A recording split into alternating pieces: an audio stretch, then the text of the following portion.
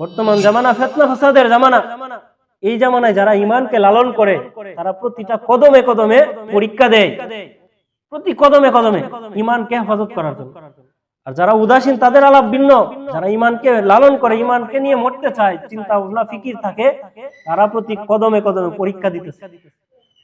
আজকে আমাদের সমাজে আমরা মনে করি কি, মনের আশা আমাদের মধ্যে অনেক মা বোন ভাই বাপ চাচা এরকম অনেকে আছে যারা মনে করে মনের আশা পূরণকারী অনেক মাখলুক, অনেক মাজারে মান্নাত করে, আশা রাখে কি মনের আশা পূরণ করতে পারবে অমুক।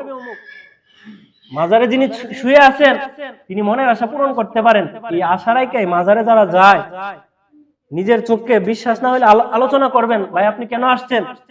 আমার অমুক একটা বিপদ ছিল, এই বিপদ থেকে উদ্ধারের জন্য মান্নত করছিলাম, এই জন্য আসছি।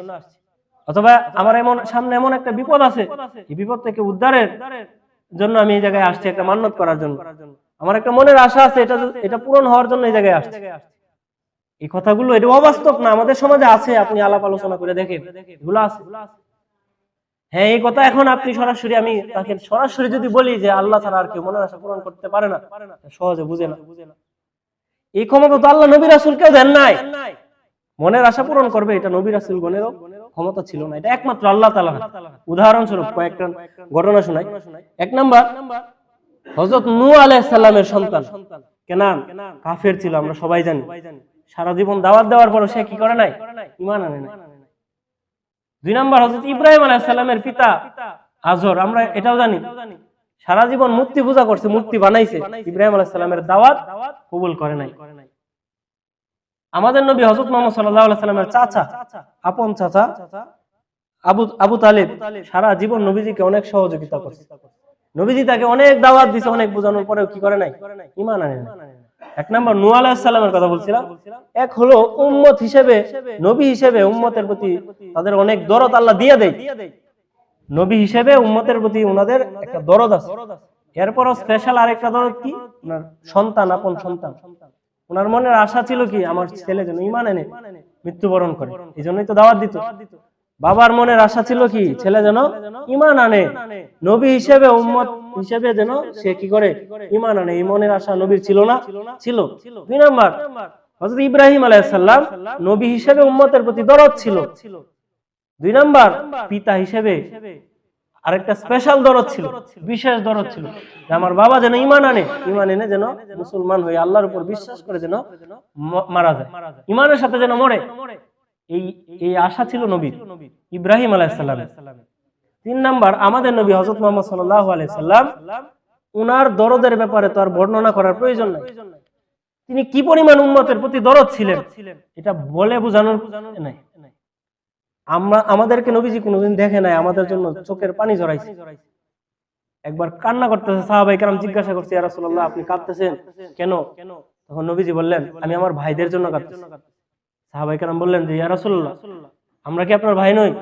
কয় না, তোমরা তো আমার সাথী সাহাবী, আমার ভাই তারা যারা আমার পরে আসবে, আমার প্রতি ঈমান আনবে, আমাকে না দেখেও বিশ্বাস করবে, আমার সুন্নতকে অনুসরণ করবে, তারা আমার ভাই। তায়েফের ময়দানে গেছেন, রক্তাক্ত হয়েছেন, তারপরে বদদোয়া করেন নাই, আল্লাহর কাছে দোয়া করছে হেদায়েতের জন্য। উম্মতের প্রতি কি পরিমাণ দরদ ছিল এটা আমরা ভালোভাবেই জানি, এটা বর্ণনা করার কিছু নাই, এটা বলে বোঝানোর কিছু নাই।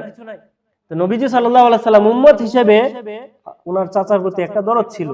আরেকটা স্পেশাল দরদ, ওনার আপন চাচা সারা জীবন অনেক সহযোগিতা করছে, নবীজির অনেক মনের একটা আশা ছিল আমার চাচা যেন ঈমানদার হয়ে যায়। এই ছিল নবীদের ঘটনা। কারো মনের আশা পূরণ হয়েছে। নূহ আলাইহিস সালামের ছেলে ঈমান আনছে, ইব্রাহিম আলাইহিস সালামের বাবা ঈমান আনছে, আমাদের নবীর চাচা ঈমান আনছে, আনে নাই। নবীদের মনের আশা যদি পূরণ করার ক্ষমতা আল্লাহ দিত, নবীগণ যদি মনের আশা পূরণ করতে পারতেন, তাহলে এগুলো আগে অন্যগুলোর হিসাব করে নিজেদের এই মনের আশাগুলো কি করতেন? আগে পুরা করতেন। তো যে জায়গায় বোঝা যায় নবীগণেরও এই ক্ষমতা নাই মনের আশা পূরণ করা, এই জায়গায় ওলিয়া উলিয়া গাউস কুতুব তাদের হিসাব তো পরে অনেক দূরে। হ্যাঁ, আল্লাহর ওলি যিনি কবরে শুয়ে আছেন উনি আল্লাহর ওলি ছিলেন। উনার এখন তো আখিরাতের জিন্দেগি শুরু হয়ে গেছে। মরার পরে আপনিও যেমন উনিও এমন। মরার সাথে সাথে কোন ক্ষমতা থাকে দুনিয়াতে?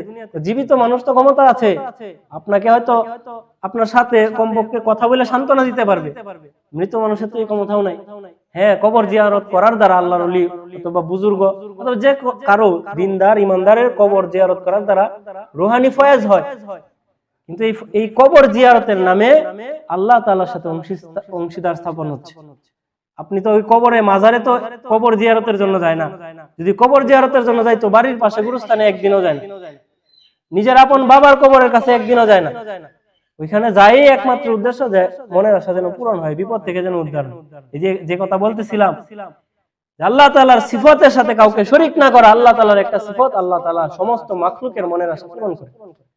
এটা কোনো মাখলুকের এই ক্ষমতা নাই।